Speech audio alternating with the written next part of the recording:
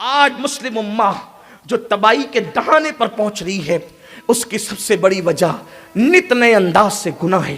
ذرا دیکھو تو صحیح، ہم کیسے کیسے گناہوں میں مبتلا ہیں، کن کن گناہوں کا تذکرہ کیا جائے۔ بالخصوص نوجوان، ہماری قوم کے جوان، اور بالخصوص ہندوستان کے جوان، اس لیے کہ ہمارے ملک ہندوستان میں 60 سے زیادہ فیصد جوانوں کی تعداد ہے۔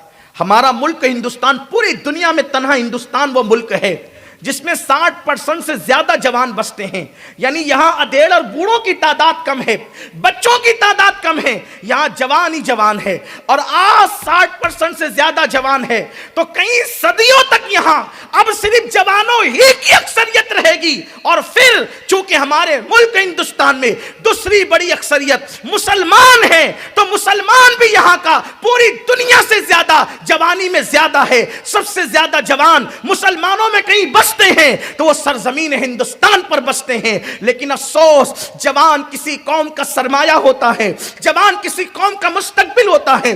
جس قوم کا جوان سنور جائے، سدھر جائے، متقی پرہیزگار ہو جائے، اس قوم کی تاریخ سنہری حرفوں سے لکھی جاتی ہے، اور جس قوم کا جوان آوارہ ہو جائے، جس قوم کا جوان بگڑ جائے، جس قوم کا جوان عیاشی کرنے لگے، جس قوم کا جوان برائی کرنے لگے، جس قوم کا جوان نشے میں ڈوب جائے، جس قوم کا جوان لڑکیوں کی ناجائز محبت میں ڈوب جائے، پھر اس قوم کو صفحہ ہستی سے مٹا دیا جاتا ہے۔ میرے آقا صلی اللہ علیہ وسلم کے دیوانوں، قوم کا جوان، قوم کا سرمایہ دولت نہیں، قوم کا سرمایہ بلڈنگیں نہیں، قوم کا سرمایہ مالدار نہیں، قوم کا سرمایہ جوان ہوتا ہے، جوان۔ اور جوانوں کو چاہیے کہ وہ گناہوں سے ہجرت کر کے اللہ کی طرف بڑھے، رب کی طرف بڑھے، اس لیے کہ گناہوں میں لذت تو مل سکتی ہے، گناہوں میں لذت تو مل سکتی ہے، گناہوں میں عزت نہیں مل سکتی۔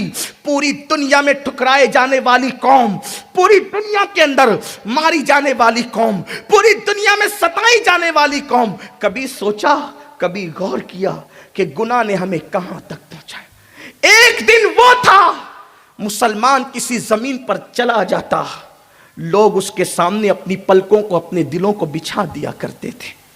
آج اگر ٹرین میں کوئی ہمیں دیکھتا ہے تو اس کی آنکھیں پھٹنے لگتی، بس میں کوئی دیکھتا ہے اس کی آنکھیں پھٹنے لگتی ہے۔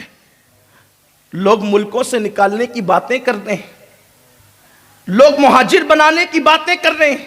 میں کہتا ہوں گناہوں سے ہجرت کر لو، تمہیں کہیں جانے کی ضرورت نہیں پڑے گی۔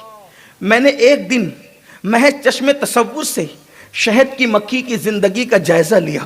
میں نے سوچا یہ مکھی شہد کی، اس کے اندر کوئی صلح اور امن نہیں مجھے نظر آتا، یہ اتنی خطرناک ہے، ڈنک مارتی ہے تو پورا کے پورا ڈنک اندر چھوڑ کر جاتی ہے۔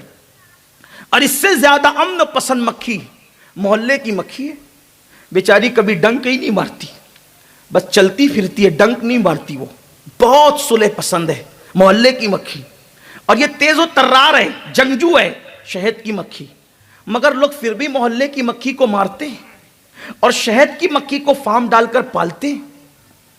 فرق کیا ہے دونوں میں؟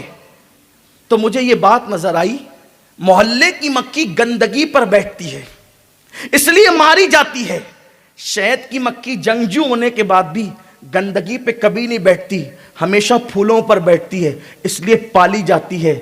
شہد کی مکھی درس دے رہی ہے، کتنی بھی میٹھی بولی بولو مارے جاؤ گے، کتنی بھی صلح کلیت کی بات کرو پیٹے جاؤ گے، کتنی بھی اتحاد کی بات کرو تباہ برباد کیے جاؤ گے۔ کہا پھر مکھی آخر کرنا کیا پڑے گا؟ تو کہا گناہ کی گندگی پہ بیٹھنا چھوڑ دے، نیکیوں کی خوشبو پہ بیٹھنا شروع کر، جیسے میں پالی جا رہی ہوں ویسے دنیا تجھے پالنے پر مجبور ہو جائے گی۔ جب شہد کی مکھی پھولوں پہ بیٹھ کر کے وجود پاتی ہے تو نیکیوں کی برکتیں کیا ہے؟ واللہ نیکی کی برکت یہ ہے کہ نیکی کی برکت صرف نیکی کرنے والے کو نہیں ملتی بلکہ اس کی نسلوں تک اس کی برکتیں باقی رہتی ہے۔ میرے آقا فرماتے ہیں البر لا یبلا والذنب لا ینسا والدیان لا یموت۔ آقا فرماتے نیکی کبھی پرانی نہیں ہو سکتی، نیکی کبھی پرانی نہیں ہو سکتی، نیکی نیکی ہے، اگر کسی نے رستے سے تکلیف دینے والی چیز کو ہٹا دیا، اگر کسی نے رستے سے تکلیف دینے والی چیز کو ہٹا دیا، تو بھی اللہ اس نیکی کا اس کو صلہ دیتا۔